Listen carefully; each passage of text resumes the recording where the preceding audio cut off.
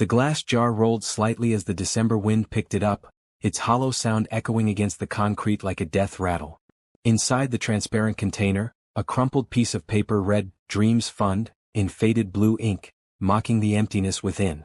The jar belonged to a woman curled beneath a thin blanket against the cold brick wall of the Hayes Technology Building, her breath forming small clouds in the frigid air as she shivered uncontrollably. This was not how dreams were supposed to end. Jonathan Hayes pulled his luxury sedan into the underground parking garage of his 50-story building, the heated leather seats a stark contrast to the bitter cold outside. At 35 he had built a tech empire that employed thousands, but tonight felt different. Something nagged at him as he stepped out of his car, his Italian leather shoes clicking against the polished concrete floor. The security guard nodded respectfully as Jonathan made his way to the elevator, but instead of going up to his penthouse office, something pulled him toward the exit. The revolving door deposited him onto the sidewalk where the December wind immediately cut through his expensive wool coat. Jonathan had planned to grab some late dinner and review quarterly reports, but his attention was drawn to a figure huddled against his building's exterior wall. The sight stopped him cold. It was not just any homeless person seeking shelter. It was someone he recognized. Keisha. The name escaped his lips in a whisper of disbelief. The woman looked up, her beautiful brown eyes meeting his with a mixture of recognition and shame. Keisha Thompson had worked as his personal chef 3 years ago, creating meals that had impressed his most important clients and brought warmth to his sterile corporate world.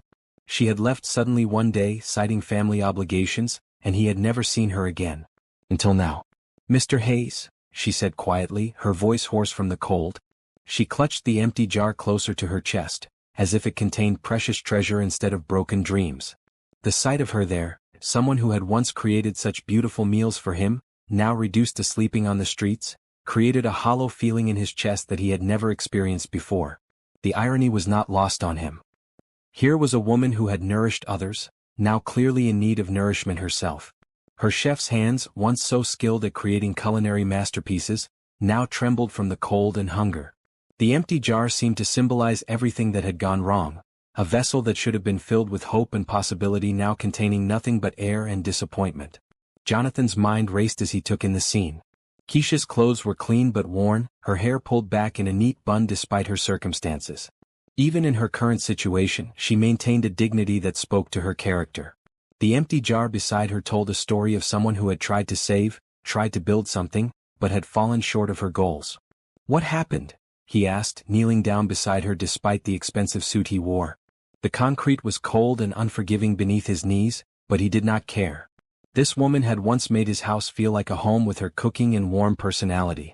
Seeing her like this created an ache in his heart that no amount of money could fix. Keisha's eyes filled with tears. She tried to blink away. "Lost my job 6 months ago when the restaurant closed. Medical bills from my mother's cancer treatment wiped out my savings.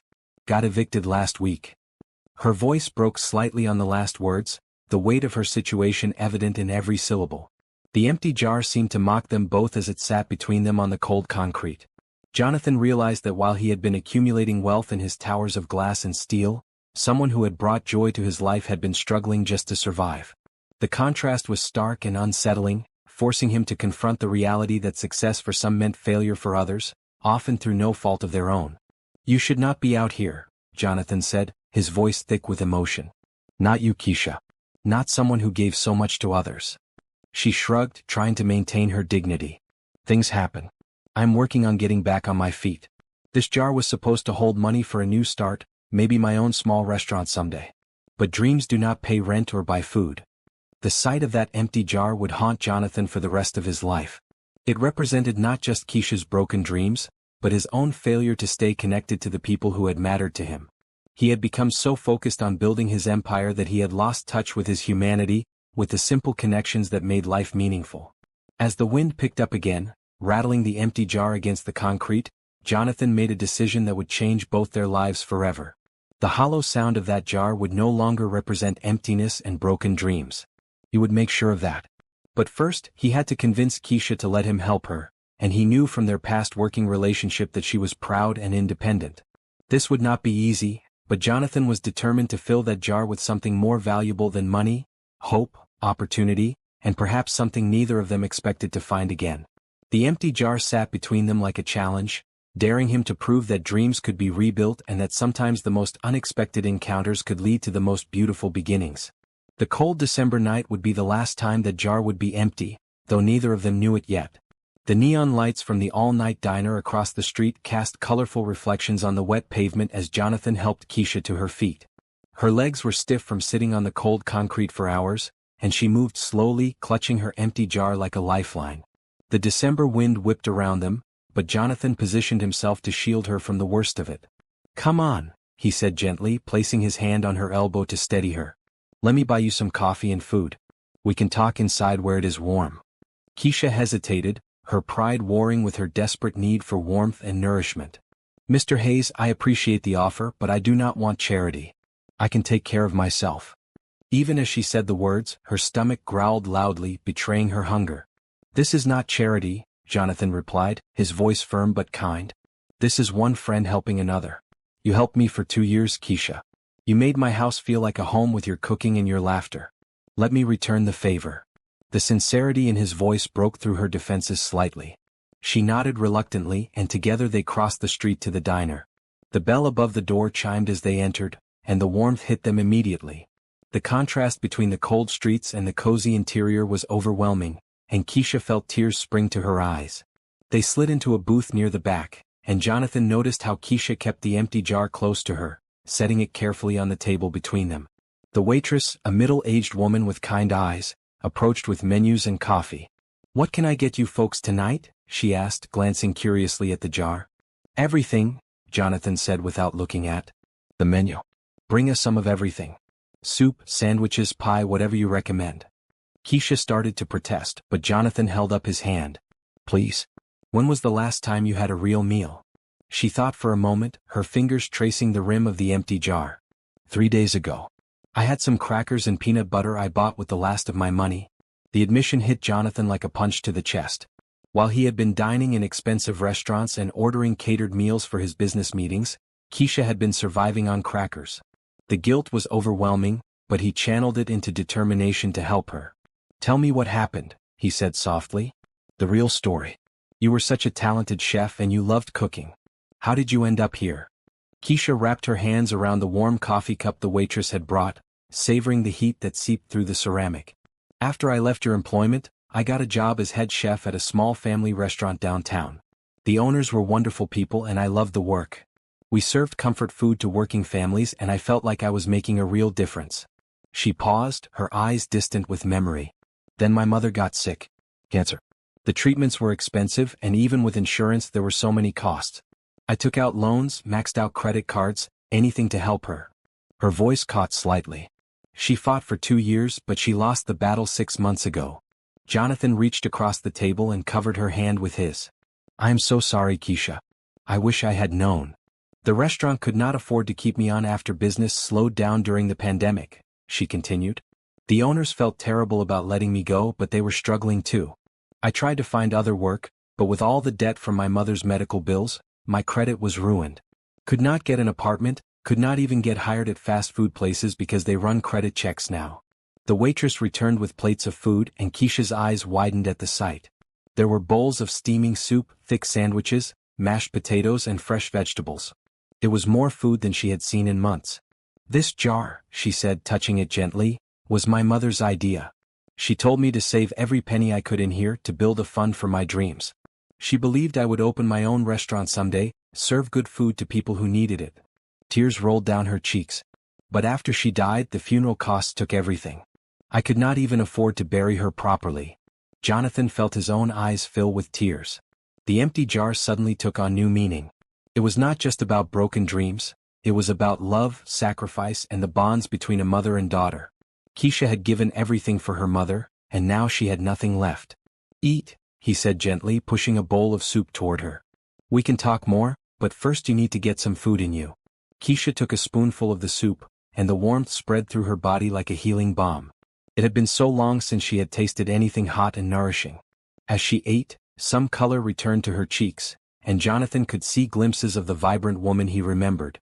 "You know," she said between bites, "I used to dream about having my own place. Not fancy, just a small restaurant where I could serve good, honest food to people. Maybe have a community kitchen where people who were struggling could get a hot meal. She laughed bitterly. Seems pretty foolish now. It does not sound foolish at all, Jonathan said firmly. It sounds beautiful.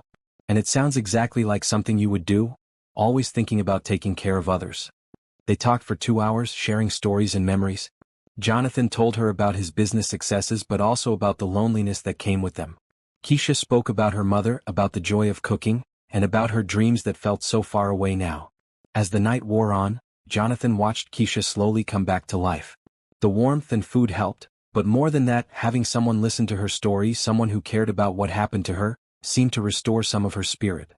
I have an idea, Jonathan said as they finished their meal. But I need you to hear me out before you say no. Keisha raised an eyebrow, her guard going up slightly. What kind of idea? Come work for me again. As my personal chef. I have a guest house on my property that is sitting empty. You could stay there, get back on your feet, save some money. He gestured to the empty jar. Maybe start filling this up again. Keisha stared at him for a long moment, her emotions warring on her face. Pride, hope, fear, and gratitude all battled for dominance. Mr. Hayes, I cannot accept charity. I need to earn my way. This would not be charity, Jonathan insisted. I have been eating takeout and restaurant food for 3 years since you left. I miss having real home-cooked meals. I miss having someone who cares about what they are creating. You would be doing me the favor. She looked down at the empty jar, then back at his sincere face.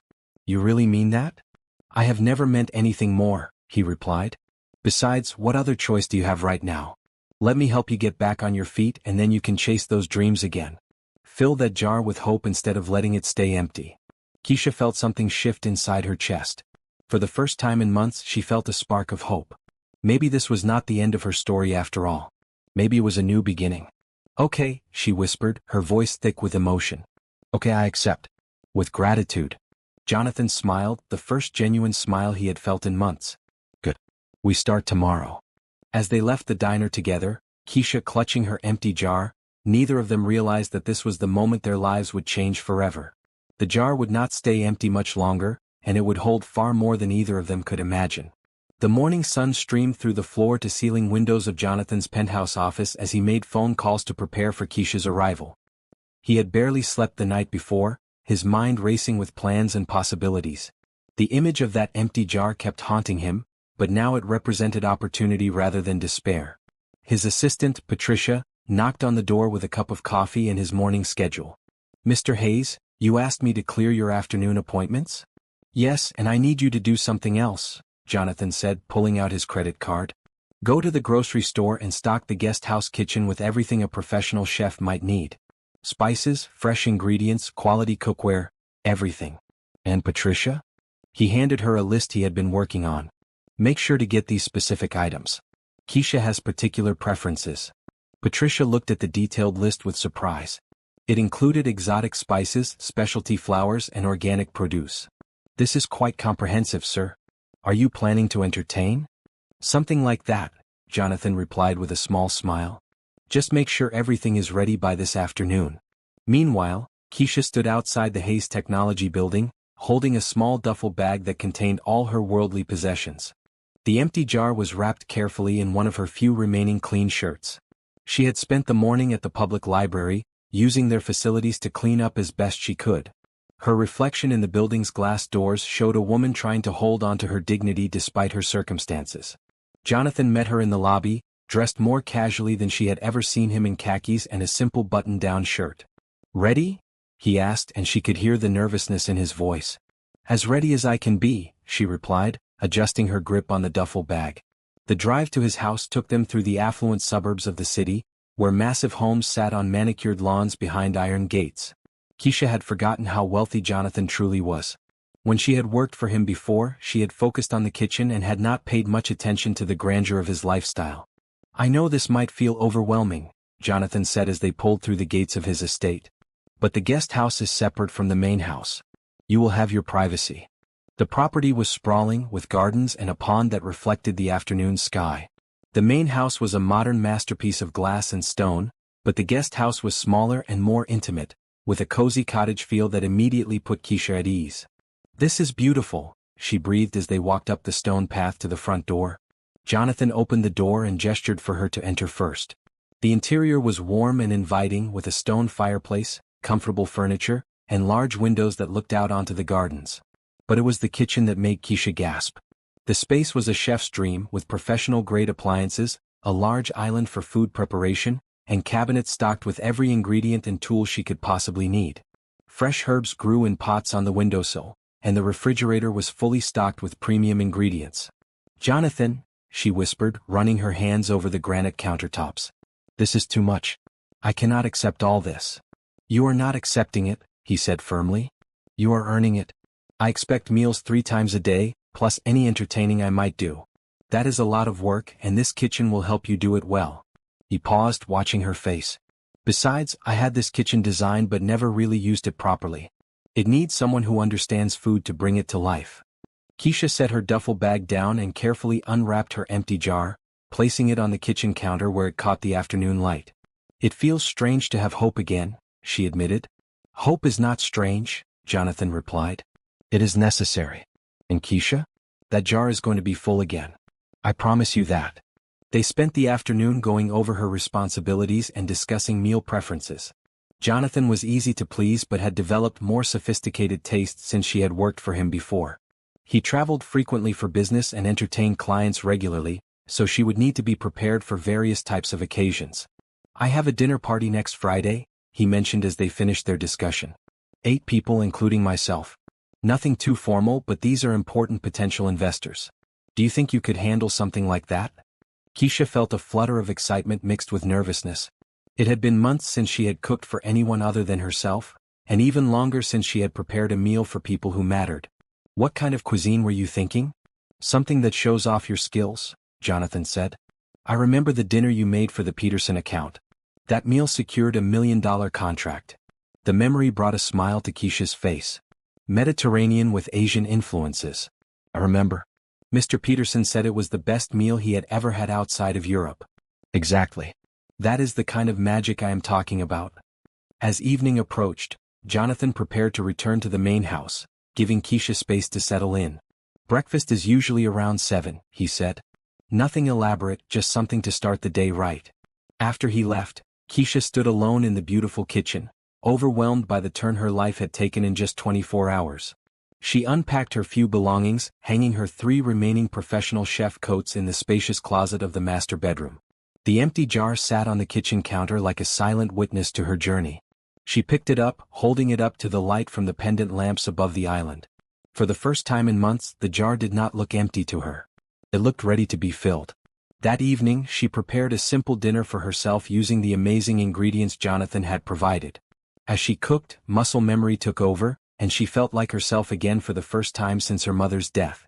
The kitchen filled with the aromas of garlic, herbs, and fresh vegetables, and Keisha realized she was humming. Something she had not done in months. She ate her dinner at the small table by the window, watching the sun set over the gardens. The empty jar sat across from her, and she made a promise to it and to herself. "This time will be different," she said aloud. "This time I will fill you up with dreams that come true." As she cleaned up after dinner, Keisha felt something she had not experienced in a long time: peace. She had work to do, a purpose again, and for the first time since her mother's death, she had hope for the future. The empty jar caught the light from the kitchen lamps, no longer looking hollow and sad, but expectant and full of possibility. Tomorrow she would begin cooking again, not just for survival but for joy, for artistry, and for the dreams that lived in that jar. She went to sleep that night in a real bed with clean sheets and warm blankets, holding on to the feeling that maybe, just maybe, everything was going to be okay. The empty jar sat on the kitchen counter, waiting to be filled, just as Keisha's life was waiting to be rebuilt. The aroma of fresh coffee and cinnamon rolls filled the guest house kitchen as Keisha put the finishing touches on Jonathan's breakfast. She had woken before dawn, her internal chef's clock still working perfectly despite months of disruption. The familiar routine of cooking felt like slipping into comfortable clothes after wearing something that never quite fit right. She arranged the warm pastries on a handcrafted ceramic plate, drizzled them with a light glaze she had made from scratch, and added fresh berries from the garden. The coffee was a special blend she remembered Jonathan loving: dark roast with hints of chocolate and vanilla. Everything was presented on a wooden tray with a small vase containing a single white rose from the garden. The morning air was crisp as she walked the stone path to the main house. Jonathan had given her a key and told her to use the kitchen entrance. The main house kitchen was even more impressive than the guest house, with marble countertops and a breakfast nook that overlooked the pond. Jonathan appeared just as she was setting the tray on the breakfast table, his hair still damp from his shower and his tie slightly askew. "Good morning," he said, and she could hear the smile in his voice before she even turned around. "Good morning, Mr. Hayes," she replied, straightening his tie automatically, a gesture that felt natural from their previous working relationship. "I hope you slept well." "Better than I have in months," he admitted, breathing in the delicious aromas. "And please call me Jonathan. We are past formalities now." He took a bite of the cinnamon roll and closed his eyes with pleasure. "I forgot how much I missed this. Real food made with care. It tastes like more than just ingredients."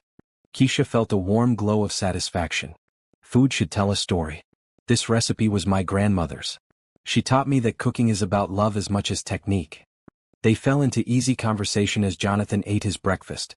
Keisha found herself relaxing, remembering why she had enjoyed working for him before. Unlike many wealthy people she had cooked for, Jonathan appreciated good food and understood the work that went into creating it. "I have been thinking about the dinner party on Friday," he said, stirring cream into his coffee. "What would you need to make it special?"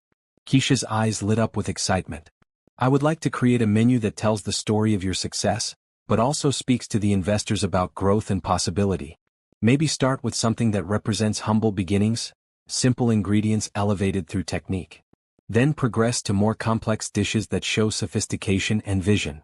Jonathan leaned forward, intrigued. "Give me an example."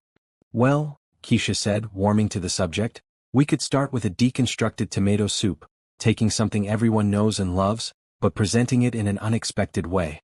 Tomato caviar, basil oil, Parmesan snow. It looks elegant and sophisticated, but the flavors are familiar and comforting." "That sounds perfect. What else?" "For the main course I was thinking about a dish that combines tradition with innovation. Maybe heritage pork tenderloin with a tech-inspired presentation, using molecular gastronomy techniques to create edible representations of computer chips or circuit boards as garnishes." Jonathan laughed with delight. "You are brilliant. The investors will love that." They spent the next hour planning the menu, and Keisha felt more alive than she had in months. This was what she lived for. The creative process of combining flavors, textures, and presentations to create not just a meal but an experience. After Jonathan left for the office, Keisha spent the morning exploring the extensive pantry and making lists of ingredients she would need for the dinner party. The empty jar sat on the guest house counter, and she found herself glancing at it frequently, as if it were a silent companion encouraging her efforts. That afternoon she decided to prepare something special for Jonathan's lunch. She remembered that he often skipped meals when he was busy, so she created a bento-style box with small portions of different dishes, enough to nourish him without being too heavy. When she brought it to his office, Jonathan's assistant Patricia looked up with interest. "Is that for Mr. Hayes? He usually just grabs something from the cafeteria when he remembers to eat at all." "Chefs do not like to see people skip meals," Keisha said with a smile. "Food is fuel for the brain as much as the body." Jonathan was on a conference call when she entered his office, but he gestured for her to set the lunch on his desk. When he saw the beautifully arranged box with its variety of small dishes, his face broke into a genuine smile. He held up one finger to indicate he would be off the call soon. Keisha left him to his work but felt satisfied knowing he would eat well. This was what she had missed most about cooking professionally, the ability to nourish and care for people through food. That evening, Jonathan returned to the guest house for dinner, something he had never done when she worked for him before. "I hope you do not mind," he said, "but I thought we could eat together. The main house feels too big and empty sometimes." "Of course," Keisha replied, pleased by his company. "I made braised short ribs with root vegetables." Comfort food seemed right for a Tuesday evening. They ate by candlelight, the conversation flowing easily between memories of her previous employment, stories about his business ventures, and discussions about food and cooking. Keisha noticed that Jonathan seemed more relaxed than she remembered him being before, as if the success he had achieved had given him permission to slow down and enjoy simple pleasures. "Can I ask you something?" Jonathan said as they finished their meal. "Of course. What happened to your dream of opening your own restaurant?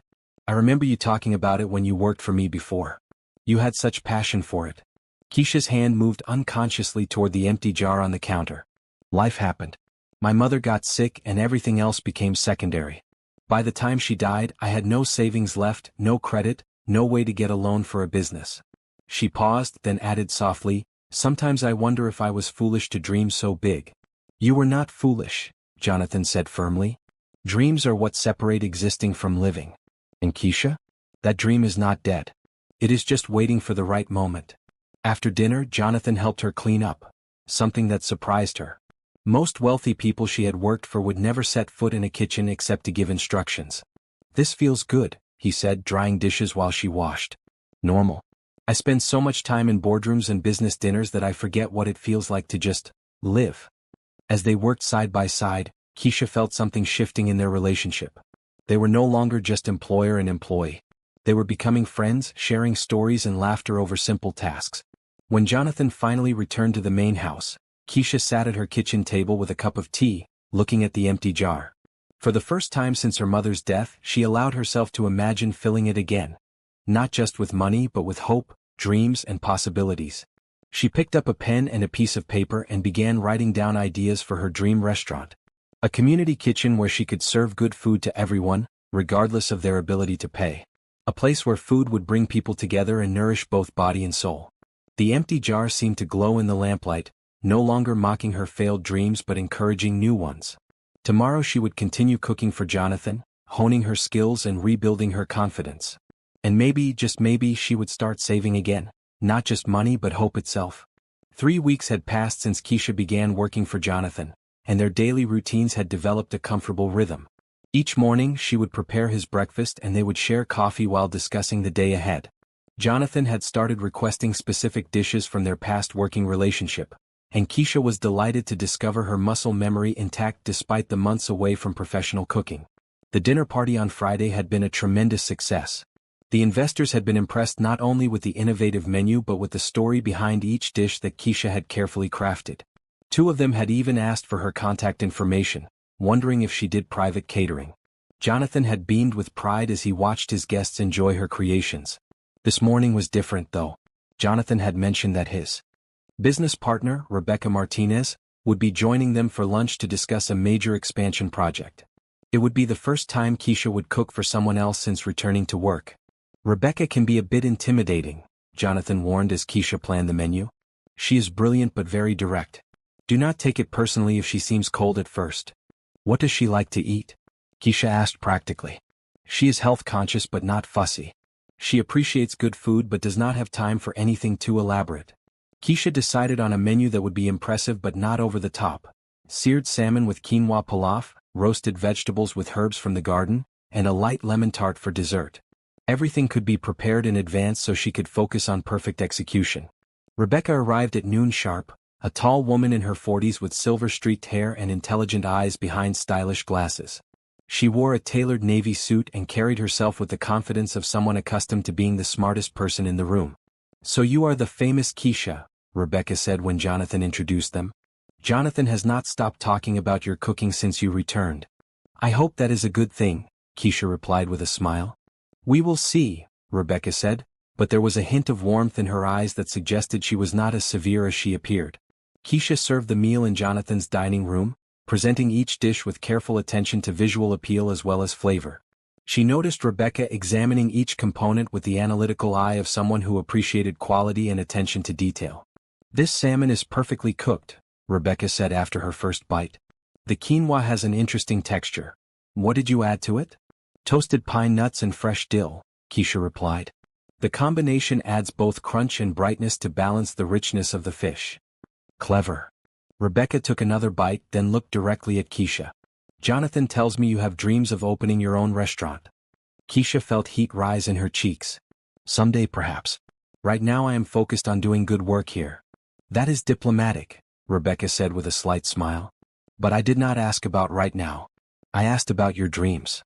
Jonathan started to intervene, but Keisha held up her hand. "Yes, I dream of opening a community restaurant. Somewhere that serves excellent food to everyone, regardless of their economic situation. Good nutrition should not be a luxury." Rebecca leaned back in her chair, studying Keisha with new interest. "That is a business model with significant challenges. How would you make it profitable?" "Multiple revenue streams," Keisha replied without hesitation. Premium dining in the evenings to subsidize community meals during the day. Catering services, cooking classes, maybe even a small market selling prepared foods and specialty ingredients. Have you researched locations? Developed a business plan? Keisha's confidence wavered slightly. I was working on those things before my circumstances changed. I have not had the resources to continue that research recently. Rebecca nodded thoughtfully. Obstacles are temporary. Vision is permanent. She turned to Jonathan. This food is exceptional. You are lucky to have her. After lunch, Rebecca pulled Jonathan aside while Keisha cleared the dishes. She is wasted as just a personal chef, Rebecca said quietly. That woman has vision and talent. You should be helping her build something bigger. I am helping her, Jonathan replied defensively. She was homeless 3 weeks ago. That is charity, Rebecca said bluntly. What she needs is investment in her future. Think about it, Jonathan. You have the resources to help her achieve her dreams, and from a business perspective, a community restaurant model could be very successful if done right. Her words stuck with Jonathan for the rest of the day. That evening, as he and Keisha shared dinner in the guest house, a tradition that had developed naturally over the past weeks, he found himself really looking at her for the first time in a while. She had gained some weight back, and her skin had regained its healthy glow. Her confidence in the kitchen was fully restored, and she moved with the grace and efficiency of a master chef. But more than that, there was something about her presence that had transformed his sterile house into a home. Rebecca liked you, he said as they finished their meal of herb-crusted chicken with roasted vegetables. She is intimidating but fair, Keisha replied. I can see why you value her as a partner. She said something interesting about your restaurant idea. She thinks it could work as a real business, not just a dream. Keisha's hand moved to the empty jar on the counter, a gesture that had become automatic when the subject of her dreams came up. Maybe someday. Right now I am just grateful to have work and a place to live. What if someday could be sooner than you think? Jonathan asked carefully. What do you mean? Jonathan hesitated, then decided to be direct. I have been thinking about what you said about your community restaurant concept. What if we turned it into a real business plan? Not just dreaming but actual planning and research. Keisha stared at him. Jonathan, I cannot ask you to. You are not asking. I am offering. Not as charity but as a potential business investment. If the numbers work, if we can develop a solid model, maybe we could make it happen.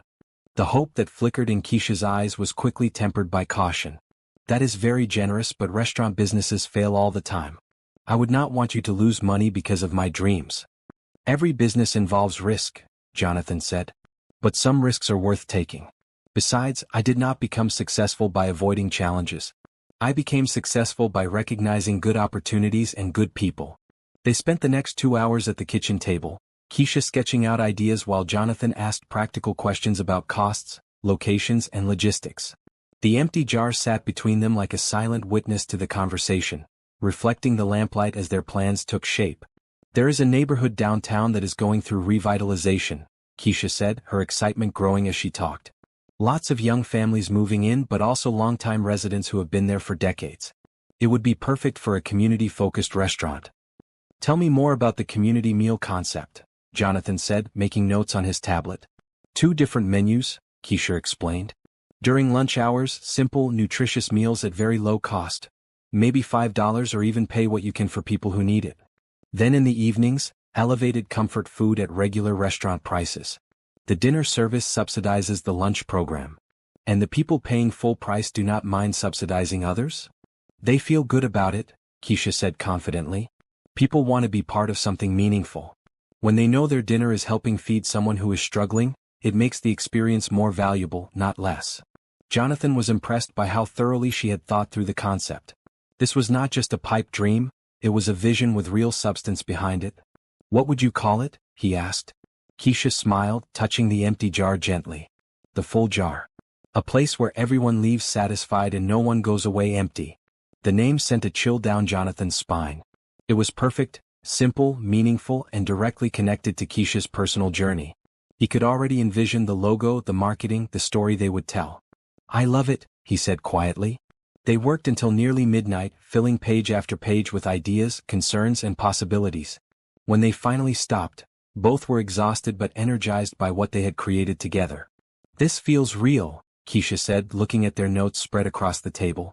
For the first time since my mother died, this feels like something that could actually happen.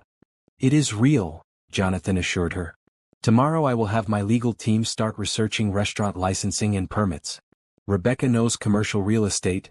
I will ask her to keep an eye out for suitable locations. After Jonathan returned to the main house, Keisha sat alone with the empty jar and their evening's work. She picked up the jar and held it up to the light, imagining it full not just of money, but of possibilities, hopes, and dreams coming true. For the first time in months, she allowed herself to believe that maybe her story was not ending. Maybe it was just beginning a new chapter. The full jar would not just be a restaurant. It would be a place where emptiness was filled, where hunger was satisfied, and where dreams became reality. She carefully gathered up their notes and placed them in a folder, then set the empty jar on top. Tomorrow she would start researching recipes, calculating costs, and turning their late-night planning session into concrete action steps. The empty jar caught the moonlight streaming through the window, and for just a moment, Keisha could swear it looked less empty than it had before. Maybe it was just her imagination, but it seemed to be waiting patiently to be filled with all the wonderful things that were about to come. The morning sun streamed through the windows of a small storefront on Maple Street as Keisha and Jonathan stood inside the empty space, their footsteps echoing on the hardwood floors. Rebecca had found the location just 2 days after their late-night planning session, and they had rushed over to see it before anyone else could claim it. The previous tenant was a bookstore, the real estate agent explained, gesturing around the open space. The owner retired and moved to Florida. The space has been empty for 3 months, so the landlord is motivated to negotiate. Keisha walked slowly through the space, her trained eye already envisioning the layout. The front area was perfect for dining tables, with large windows that would flood the space with natural light. The back portion had been the bookstore's storage area, but it was large enough for a professional kitchen with room for prep stations and cooking equipment. "The bones are good," she said to Jonathan, running her hand along the exposed brick wall. "With the right renovation, this could be exactly what we need." Jonathan was examining the electrical and plumbing access, thinking about the practical requirements for restaurant equipment. "We would need to upgrade everything for commercial kitchen use, but the space is definitely workable." The real estate agent excused herself to take a phone call, leaving Keisha and Jonathan alone in the space. The silence felt pregnant with possibility as they both imagined what the full jar could become. "I can see it," Keisha said softly, her eyes bright with excitement. Community tables here in the front, smaller intimate tables along the windows. The kitchen completely open so people can watch the cooking process. A display case here for fresh baked goods and prepared foods to take home. "What about storage? Office space?" Jonathan asked practically. "Basement access through that door," Keisha pointed. "Perfect for dry storage and a small office. We could even use part of it for cooking classes eventually." They spent an hour measuring, taking photos, and discussing modifications with the contractor Rebecca had recommended. By the time they left, both were convinced this was the right space. "I want to make an offer," Jonathan said as they drove back to his house. "Are you sure?" Keisha asked, still hardly believing this was really happening. "This is a big commitment, and we have only been planning for a week." "Sometimes you know when something is right," Jonathan replied. "This feels right." "You feel right." "The whole project feels like something we are meant to do." That afternoon, while Jonathan met with lawyers and accountants to structure the business partnership, Keisha threw herself into menu development. She had set up a workspace in the guest house kitchen with notebooks, recipe cards, and cost calculation sheets spread across every surface. The empty jar sat in the center of it all, a constant reminder of where she had come from and where she was going. She had started putting $1 in it each day, not much, but a symbol of her renewed hope and growing confidence in the future. Her phone rang while she was testing a recipe for the community lunch menu, a hearty lentil soup that would be nutritious, filling, and inexpensive to produce. "Keisha? This is Rebecca Martinez. Do you have a few minutes to talk?" "Of course," Keisha said, wiping her hands on her apron. "Jonathan told me you found the perfect location." "I did, and I also did some research on community restaurant models across the country. I wanted to share what I learned and get your thoughts on a few ideas." They talked for over an hour, with Rebecca sharing case studies of successful community-focused restaurants and Keisha explaining her vision for how the full jar would be different. By the end of the call, Keisha felt like she had gained not just a business advisor, but an ally who truly understood what she was trying to achieve. "One more thing," Rebecca said before they hung up. "I know some food critics and local influencers who might be interested in featuring your story when you open. The narrative of a talented chef overcoming adversity to create something meaningful that resonates with people. After the call, Keisha returned to her recipe testing with renewed energy. She was perfecting a rotation of community lunch offerings that would provide variety while keeping costs manageable. The lentil soup, a hearty vegetable stew, a protein-rich grain bowl, and a rotating selection of sandwiches made with fresh, local ingredients. For the evening menu, she was developing elevated comfort food dishes that would appeal to diners willing to pay premium prices. Braised short ribs with polenta, seared duck breast with seasonal vegetables, handmade pasta with locally sourced ingredients. Each dinner dish would be priced to cover its own costs plus contribute to subsidizing the community lunch program. Jonathan returned that evening with good news. The lease offer was accepted, he announced as he entered the guest house kitchen. We can take possession next Monday and start renovations immediately. Keisha felt her knees go weak with excitement and terror. It is really happening, she whispered. It is really happening, Jonathan confirmed, pulling her into a celebratory hug. Keisha, we are going to change lives with this restaurant. Starting with yours. They celebrated with a special dinner. Keisha prepared Jonathan's favorite dish from their early working relationship, beef tenderloin with roasted vegetables and a red wine reduction. As they ate, they talked about timelines, staffing needs, and marketing strategies. I want to hire people who need second chances, Keisha said. Former inmates trying to reintegrate, people recovering from addiction, anyone who has faced barriers to employment. The restaurant should create opportunities, not just serve food. That is beautiful, Jonathan said. It also makes good business sense. People who have overcome challenges often have strong work ethics and deep appreciation for opportunities. Exactly. And I want to source ingredients locally whenever possible.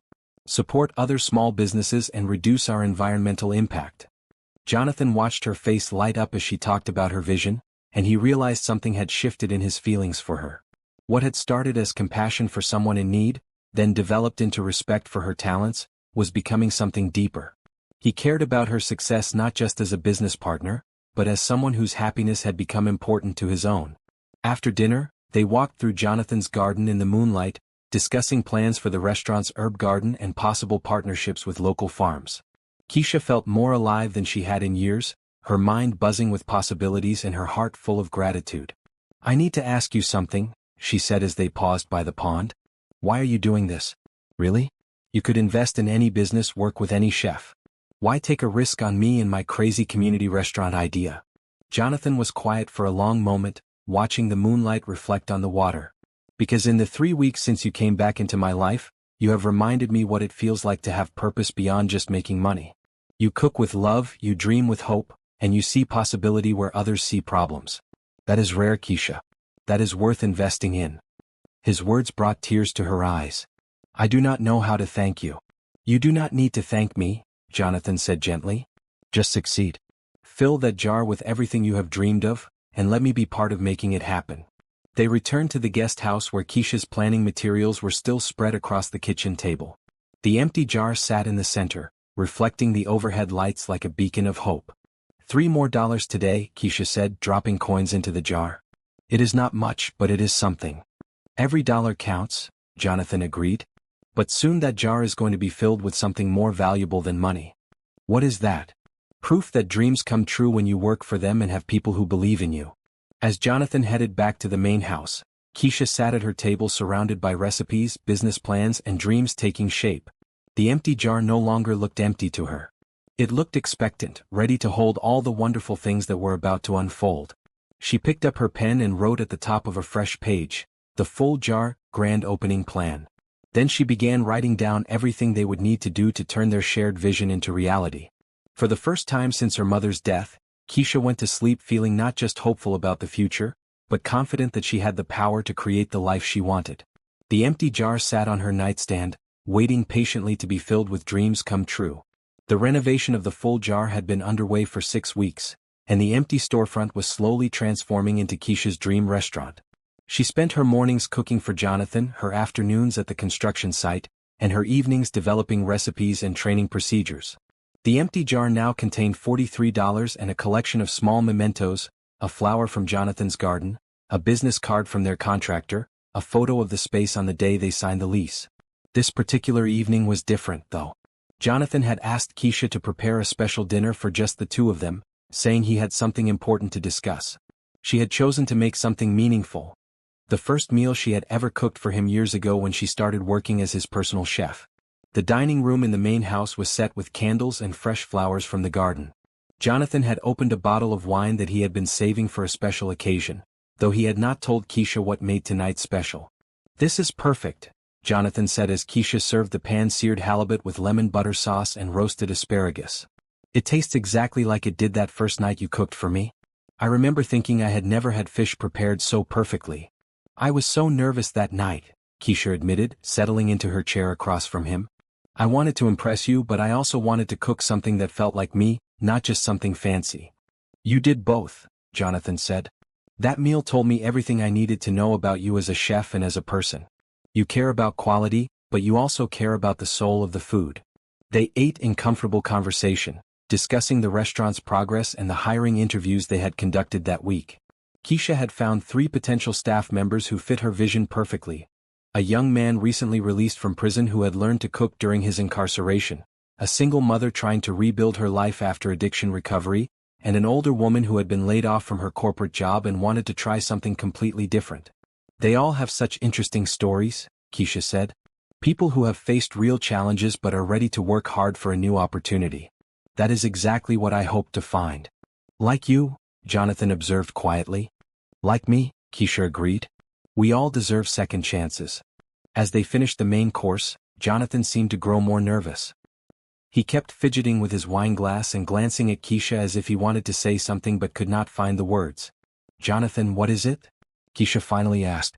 "You said you had something important to discuss, but you seem uncomfortable. Is there a problem with the restaurant financing?" "No, the financing is fine," Jonathan said quickly. "The restaurant is going to be amazing. That is not what I wanted to talk about." He stood up and walked to the window, looking out at the garden where they had walked and planned so many evenings over the past 2 months. Keisha waited patiently, sensing that whatever he needed to say was difficult for him. "Keisha," he began, still facing the window, "when I found you on the street that night, I thought I was just helping someone who had once worked for me. I thought it was about guilt or charity, or maybe just good business sense to help a talented chef get back on her feet." He turned to face her, and she could see the vulnerability in his eyes. But somewhere along the way it became something else entirely. Keisha felt her heart begin to race. She had sensed changes in their relationship over the past weeks. Longer conversations, more personal sharing, moments when their hands would brush while cooking and neither would pull away immediately. But she had told herself it was just friendship, just the natural closeness that developed between people working toward a shared goal. "What do you mean?" she asked, though part of her already knew. Jonathan returned to his seat and reached across the table to take her hands. "I mean that I have fallen in love with you, Keisha. Not because you needed rescuing, not because you are grateful for my help, but because of who you are. Your passion, your kindness, your strength, the way you see possibility where others see problems. You have brought joy back into my life in ways I did not even realize I was missing." Keisha stared at him, her emotions swirling between surprise, fear, and something that felt dangerously close to hope. "Jonathan, Please let me finish," he said gently. "I know this complicates things. I know you might worry that it affects our business partnership or that people will think you only succeeded because of our personal relationship. But I could not keep pretending that my feelings for you are just professional or friendly." He squeezed her hands softly. "I love the way you hum while you cook. I love how you remember everyone's favorite foods and cook them when they need comfort. I love your dreams of feeding people and building community. I love your strength in surviving everything you have been through. And I love the way you make me want to be better than I was before I met you." Tears were streaming down Keisha's cheeks now. "Jonathan, you have to understand something. I have been thinking about you differently too, but I was afraid to acknowledge it. I thought maybe I was just grateful or maybe I was confusing appreciation with something deeper. And now," he asked hopefully, "now I realize that what I feel for you has nothing to do with gratitude," she said, her voice barely above a whisper. "I love how generous you are, not just with money but with your time and attention. I love how you listen when I talk about my dreams and ask questions that help me think more clearly. I love how you make me feel safe enough to hope again." She stood up and moved around the table to stand beside his chair. "I love how you see the best in people and help them find it in themselves. And I love that when you found me with nothing but an empty jar and broken dreams, you did not just give me charity. You gave me partnership, respect, and the chance to build something meaningful." Jonathan stood and pulled her into his arms. "Does this mean?" It means I love you too, Keisha said, looking up into his eyes. It means I have been falling in love with you for weeks but was too scared to admit it even to myself. He kissed her then, softly at first, then with all the emotion they had both been holding back. When they finally broke apart, both were crying and laughing at the same time. This changes everything, Keisha said, suddenly worried. What about the restaurant? What about our business partnership? It changes nothing about the restaurant, Jonathan said firmly. That is our professional partnership and it stands on its own merits. This is separate. This is about two people who found each other at exactly the right moment and discovered they fit together perfectly. They spent the rest of the evening talking about their feelings, their fears, and their hopes for the future. They discussed how to maintain professional boundaries at the restaurant while nurturing their personal relationship, and they made plans for their first official date. Something that felt both silly and important given how much time they already spent together. I want to take you somewhere special, Jonathan said as they finally prepared to part for the night. Not expensive, not fancy, just somewhere that means something. Where? Keisha asked. That diner where we had our first real conversation. Where you told me about your dreams and I started falling in love with your vision for the future. Keisha smiled through fresh tears. That sounds perfect. As she walked back to the guest house, Keisha felt like she was floating. The empty jar seemed to glow in the moonlight streaming through her kitchen window, and she realized it no longer looked empty at all. It was filling up with love, hope, dreams, and now the most unexpected gift of all, a partner who saw her not as someone to be rescued, but as someone to build a life with. She added $3 more to the jar from her day's wages, then impulsively added the flower Jonathan had given her from tonight's dinner table. The jar was becoming a collection of moments, memories, and milestones on her journey from despair to joy. Thank you, she whispered to the jar, to her mother's memory, to whatever forces in the universe had brought her and Jonathan together. Thank you for not letting me give up. Tomorrow would bring new challenges as they navigated their changing relationship while continuing to build their dream restaurant. But tonight, Keisha went to sleep knowing she was loved and loving in return, and that sometimes the most beautiful endings are actually just the beginning of something even more wonderful. The morning after their confession brought a new energy to Jonathan and Keisha's routine, though they both worked to maintain their professional boundaries during business hours. Keisha still prepared his breakfast and brought it to the main house, but now their conversations were punctuated with shared smiles and moments of connection that felt different from before. Good morning, Jonathan said when she arrived with his coffee and fresh croissants. His smile was brighter than usual, and he held her gaze longer than necessary when she set the tray down. Good morning, she replied, straightening his tie as she had done hundreds of times before. But this time, her fingers lingered on the silk fabric, and she let herself enjoy the simple intimacy of the gesture. How did you sleep? He asked, covering her hand with his. Better than I have in months, she admitted. Everything feels different now. Brighter somehow. Their official first date that evening was everything Keisha had hoped it would be. Jonathan picked her up in his car, brought her flowers from his garden, and drove them to the same diner where they had shared their first real conversation 2 months earlier. The waitress who had served them that cold December night was working again, and she recognized them immediately. Well, look who's back, she said with a warm smile. You two look a lot happier than you did last time. We are, Jonathan said, squeezing Keisha's hand across the table. A lot has changed since then. They ordered the same foods they had shared that first night, soup, sandwiches, and pie, but everything tasted different now. The conversation flowed even more easily than before, mixing talk of the restaurant's progress with more personal sharing about their childhoods, their dreams, and their hopes for the future. I want to show you something, Jonathan said after they finished eating. He pulled out his phone and showed her a photo.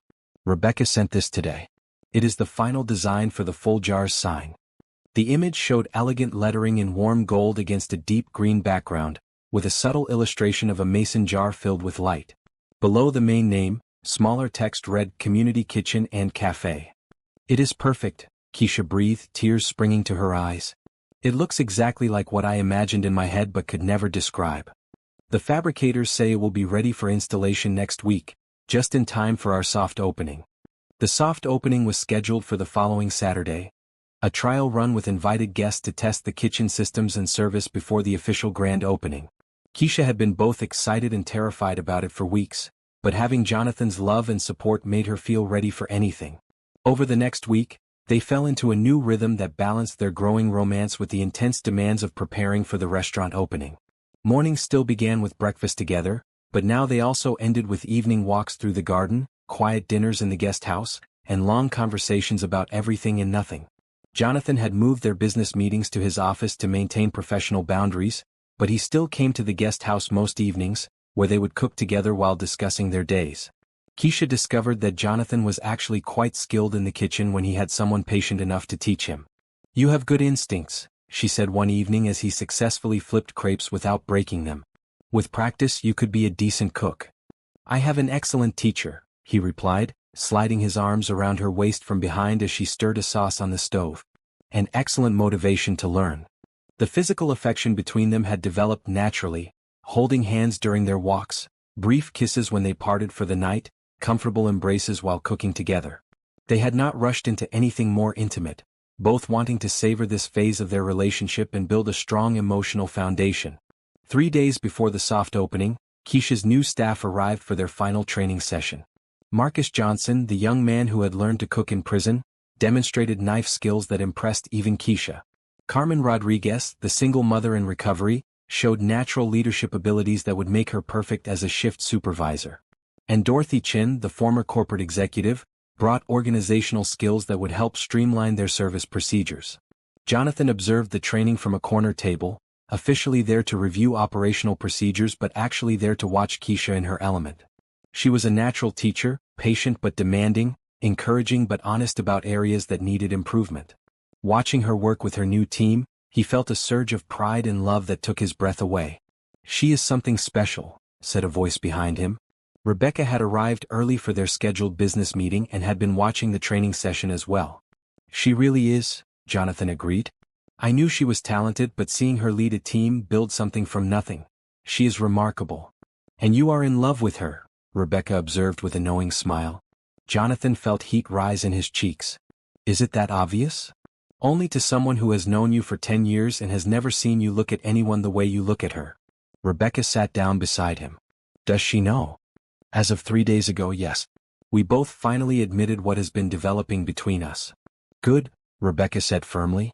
"Life is too short to waste time pretending you do not care about someone who makes you happy." The training session concluded with a full practice service, where the team prepared and served a complete menu to Jonathan, Rebecca, and several other invited guests. Everything went smoothly, and Keisha felt confident that they were ready for the soft opening. That evening, she and Jonathan celebrated with a quiet dinner on the patio of the guest house. The October air was crisp but comfortable, and they had strung lights overhead that created a magical atmosphere. "I have something for you," Jonathan said as they finished their meal. He handed her a small wrapped box with a nervous smile. Inside was a delicate necklace with a small pendant in the shape of a mason jar, crafted from gold and filled with tiny diamonds that caught the light like stars. "Jonathan, it is beautiful," Keisha gasped. "But this is too much." "It is not too much," he said, moving behind her to fasten the clasp at the back of her neck. "It is a symbol. Your jar is filling up with dreams coming true, and I want you to have something to remind you of this moment, this time when everything changed for both of us." Keisha touched the pendant, feeling its weight against her skin. "I love it. And I love you." "I love you too," Jonathan replied, kissing her softly. "More than I ever thought possible." Later that night, as Keisha prepared for bed, she looked at the empty jar on her kitchen counter. It now contained $78, along with various mementos from the past 2 months, flowers, photos, business cards, and ticket stubs from their dates. But more importantly, it represented the transformation of her entire life. She touched the necklace Jonathan had given her, then added one more item to the jar, the cork from the wine they had shared the night he confessed his love. The jar was no longer just a collection of dreams deferred. It was becoming a celebration of dreams fulfilled and love discovered. The soft opening was just 2 days away, and the official grand opening would follow a week later. But tonight, surrounded by love and hope and possibility, Keisha felt like she had already won everything that mattered. She fell asleep with Jonathan's necklace still around her neck and a smile on her face, ready to take on whatever challenges tomorrow might bring. The empty jar caught the moonlight one last time, no longer empty but full of promise for the future. Opening day of the full jar arrived with crisp October sunshine and a line of curious customers waiting outside the restaurant an hour before the official opening time. Keisha arrived at 5 a.m. to begin food preparation, her new team already busy with their assigned tasks. The empty jar sat on a shelf in her small office, now containing $127 and so many mementos that she had needed to switch to a larger jar. "Everything looks perfect," Jonathan said when he arrived at 7 a.m. for a final walkthrough. He wore jeans and a casual shirt instead of his usual business attire, having taken the day off to help with the opening. "How are you feeling?" "Terrified and excited," Keisha admitted, tying her apron around her waist. "What if people do not like the food? What if the community lunch concept does not work?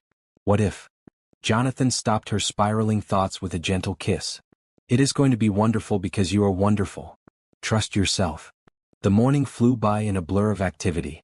The lunch service began at 11 a.m. with the community menu, hearty lentil soup, vegetable sandwiches, and grain bowls priced at $5 each, with a pay-what-you-can option clearly posted. The response exceeded Keisha's wildest expectations. Families with children, elderly residents on fixed incomes, construction workers on lunch breaks, and college students all lined up for affordable, nutritious meals. But what surprised Keisha most was seeing well-dressed business people and suburban families choosing to eat from the community menu, leaving generous tips that went directly into a fund for free meals. "This is amazing," Carmen said during a brief lull, her eyes bright with excitement.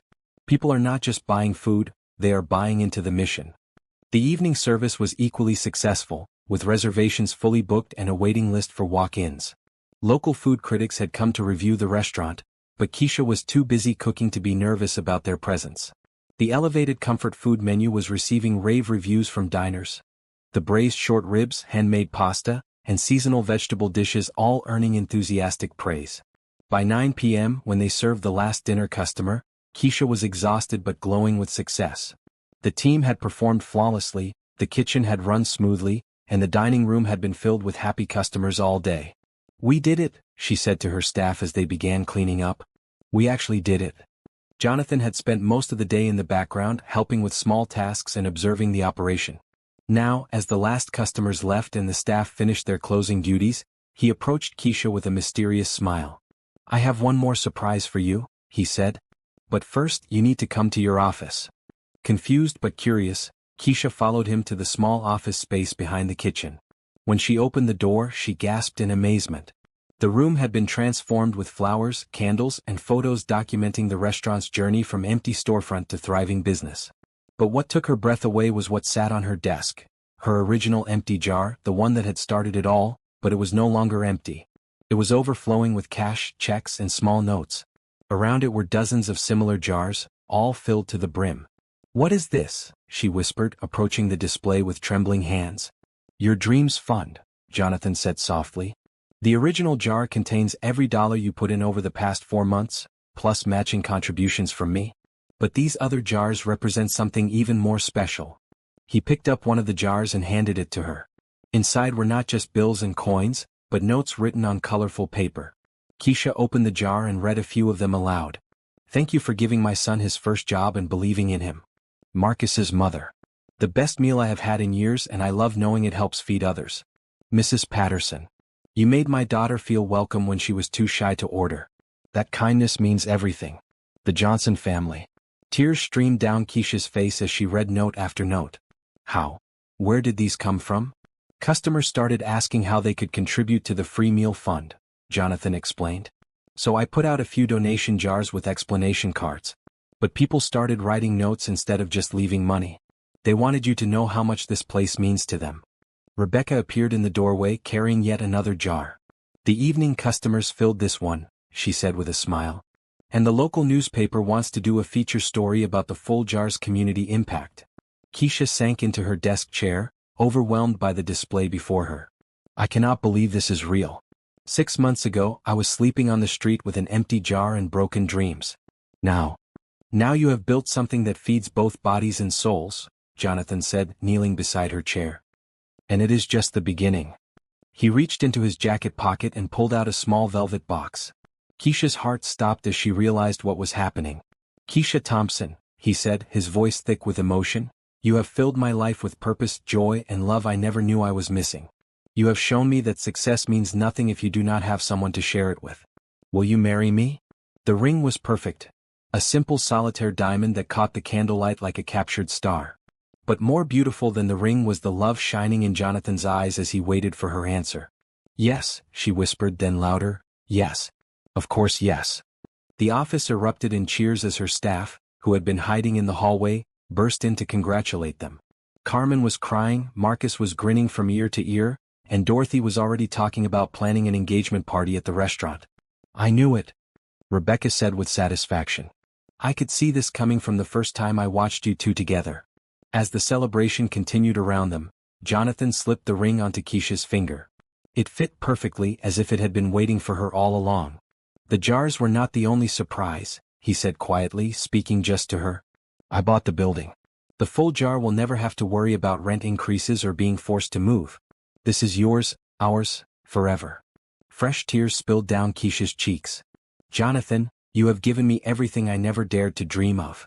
You gave me those things first, he replied. You gave me purpose, love, and a reason to use my success for something meaningful. Later that night, after the staff had gone home and the restaurant was quiet, Keisha and Jonathan sat together in the dining room, sharing a bottle of champagne and looking at the dozens of jars filled with money and notes from grateful customers. Look at this one, Keisha said, reading another note. From a college student who says our $5 lunch meant she could afford to eat well for the first time in months. And this one, Jonathan added, from a grandfather who brings his grandson here every week because he wants him to learn about giving back to the community. They spent hours reading the notes, each one a testament to the impact the full jar was already having on their neighborhood. The empty jar that had once represented Keisha's broken dreams now sat surrounded by dozens of full jars representing hope, community, and love. I want to frame the first note you ever put in the original jar, Keisha said, holding up a small piece of paper. Dreams Fund, she read aloud. Such simple words, but they held so much hope even when I thought I had nothing left. What will you do with all this money? Jonathan asked, gesturing to the overflowing jars. Expand the free meal program, Keisha said without hesitation. Maybe add a mobile kitchen to serve people who cannot get to the restaurant.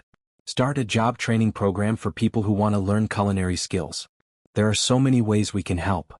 Jonathan smiled at her instant focus on helping others.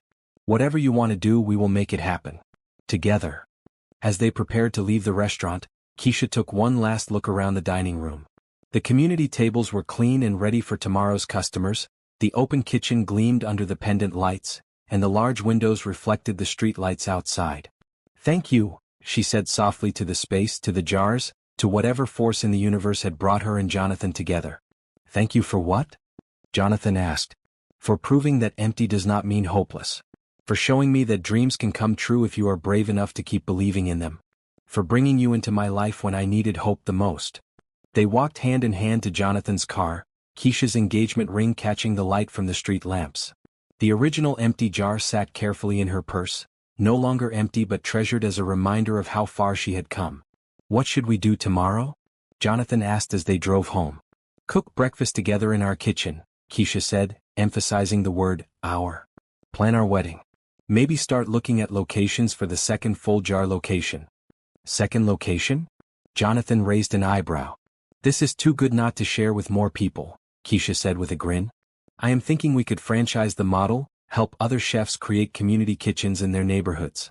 Jonathan laughed, delighted by her ambition.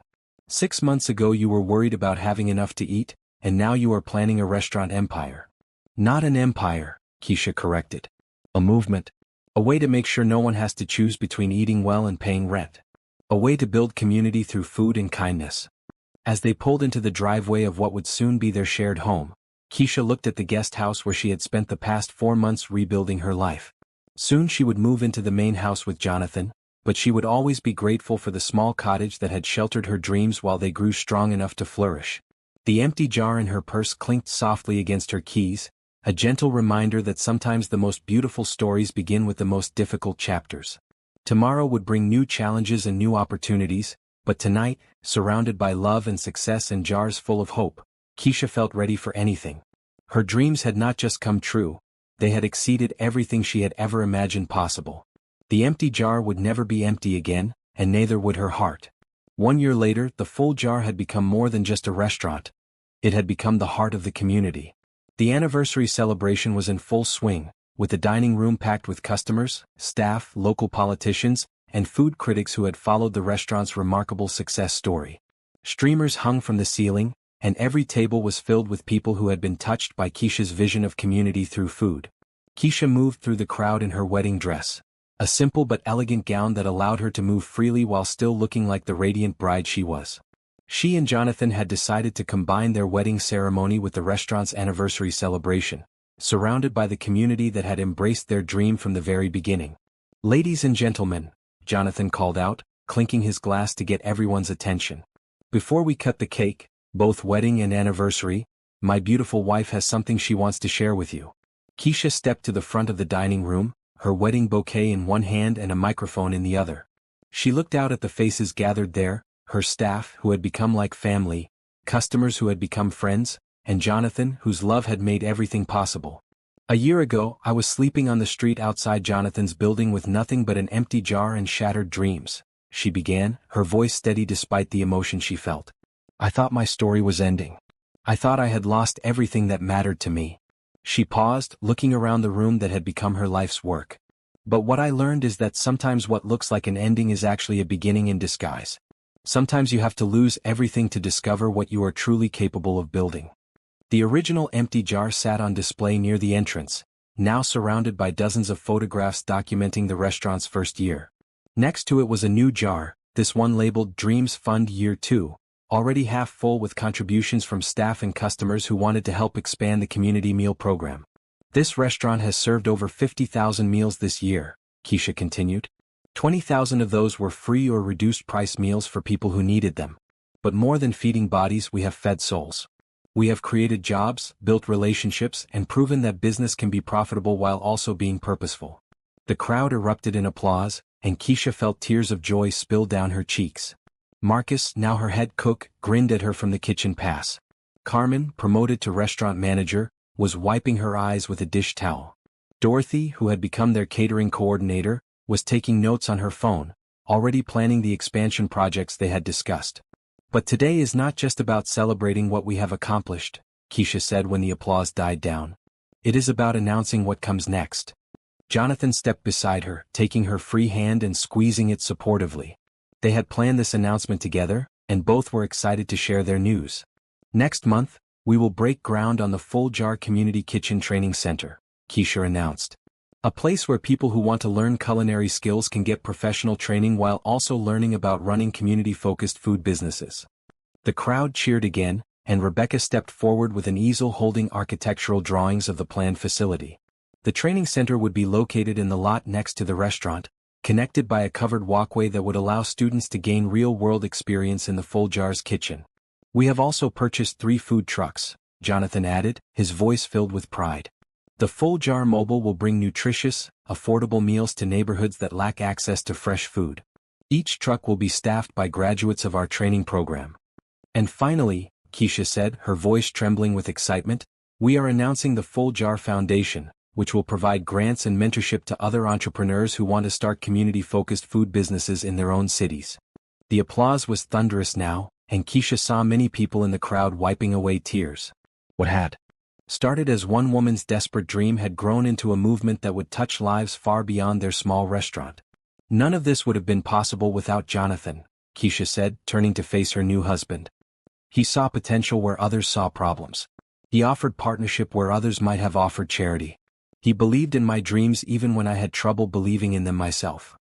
And none of it would have been possible without Keisha," Jonathan replied, taking the microphone. "She taught me that success without purpose is just accumulation. She showed me how to build something that matters, not just something that makes money." He gestured toward the display case near the entrance, where dozens of jars now sat filled with donations, notes of gratitude and mementos from satisfied customers. "That empty jar represents more than Keisha's personal journey. It represents what all of us can do when we refuse to accept that empty has to stay empty."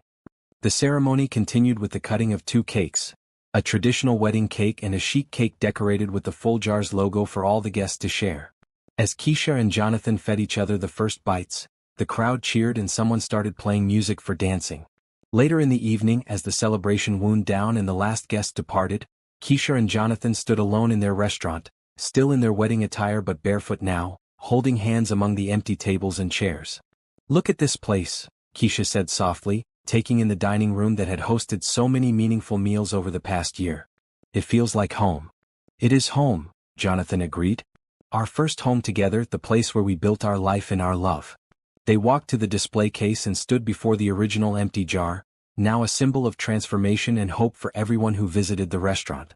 Beside it sat a new addition, a small framed photo of Keisha's mother, taken in the kitchen of the family restaurant where Keisha had first learned to cook. "I wish she could have seen this," Keisha said, touching the frame gently. "She did see it," Jonathan replied. "Every time you cook with love, every time you feed someone who is hungry, every time you help someone believe in their dreams again, she sees it all." Keisha picked up the empty jar and held it up to the light. Through the glass, she could see their reflection. Two people who had found each other at exactly the right moment and built something beautiful together. "What should we put in here for year 2? She asked. Jonathan pulled a small piece of paper from his jacket pocket and handed it to her. On it he had written, "Dreams shared are dreams multiplied." Keisha smiled and placed the note in the jar, along with a flower from her wedding bouquet and a photo of them cutting the anniversary cake. The jar was no longer empty, it was full of hope for the future and gratitude for the present. "Ready to go home, Mrs. Hayes?" Jonathan asked, offering her his arm. "I am already home," Keisha replied, looking around the restaurant one more time. "But yes, let's go start the next chapter of our story." As they turned off the lights and locked the door behind them, the full jar settled into peaceful quiet, ready to welcome tomorrow's customers and continue the work of filling empty spaces with love, hope, and community. The jar that had once held nothing but broken dreams now overflowed with proof that sometimes the most beautiful endings are actually the most beautiful beginnings. Outside, the street was quiet except for the gentle sound of wind rustling through the trees they had planted in the restaurant's small garden. The sign above the door glowed softly in the moonlight, "The Full Jar, Community Kitchen and Cafe." Below it, smaller text added what had become their unofficial motto, "Where nothing stays empty for long." Keisha and Jonathan walked hand in hand toward their car, ready to begin their married life together, knowing that they had built something that would continue to nourish their community for years to come. The empty jar would never be truly empty again, just as their hearts would never lack for purpose, love, and dreams worth pursuing. Their story had come full circle, from despair to hope, from empty to overflowing, from strangers to soulmates united in love and mission. And in the morning they would wake up ready to fill even more jars, feed even more people, and prove once again that kindness and love can transform not just individual lives, but entire communities. The full jar sat quiet in the moonlight, a beacon of hope in a world that desperately needed reminders that empty spaces are just opportunities waiting to be filled with something wonderful.